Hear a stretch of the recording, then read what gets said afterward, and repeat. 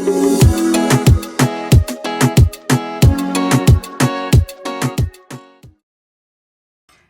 y'all, hey, it's Deanna here with Extra Credit Crafts, and welcome back to After School Tutoring. Today's lesson is all about the checkerboard method. I know some of you are having some difficulties when it comes to making sure that your square drills are aligned.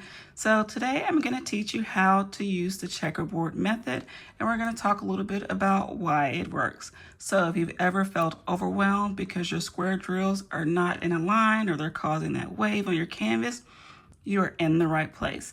Today I'm going to teach you how to let the canvas do the work for you. So class is in session. All right, let's talk about it.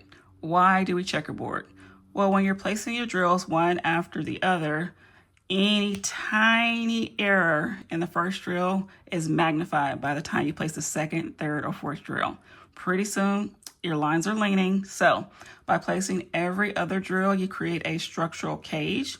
So when you come back to fill in the gaps, the surrounding drills literally force the new ones into a perfectly straight position. So it's kind of like having training wheels for your drill alignment.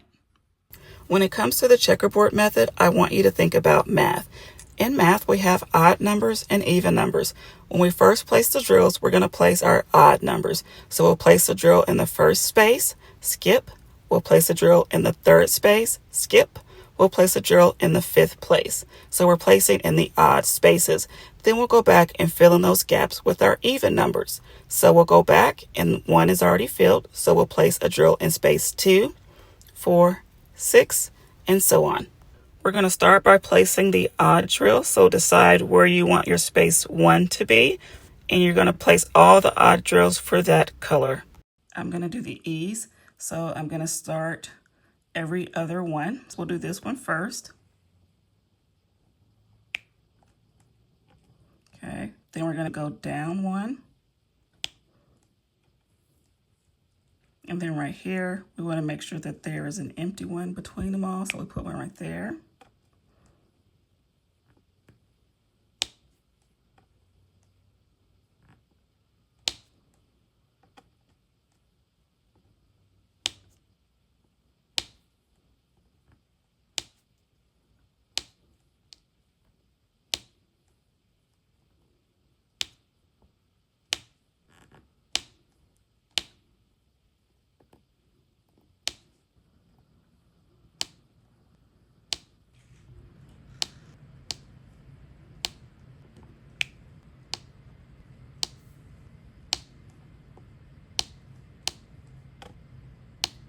Thinking back to that math with our odd and even numbers, we have placed our odd drills.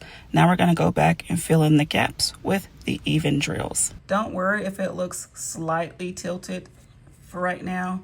That just gives the drills a little bit of room to breathe. It's okay. We're going to fix it with the next step when we fill in the gaps. So you take your drills and you just fill in the spaces.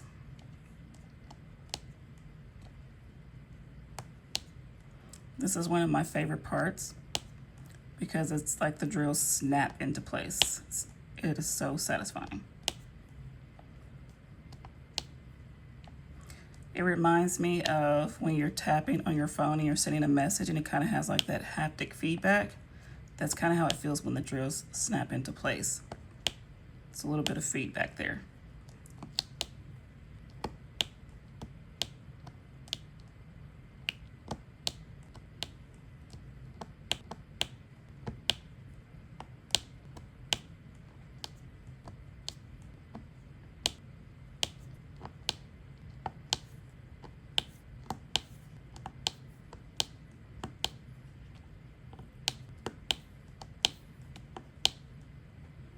If you are filling in the gaps and you find that the odd drills that you already placed are popping out when you're putting in the even drills, that just means that your odd drills were placed too close to each other.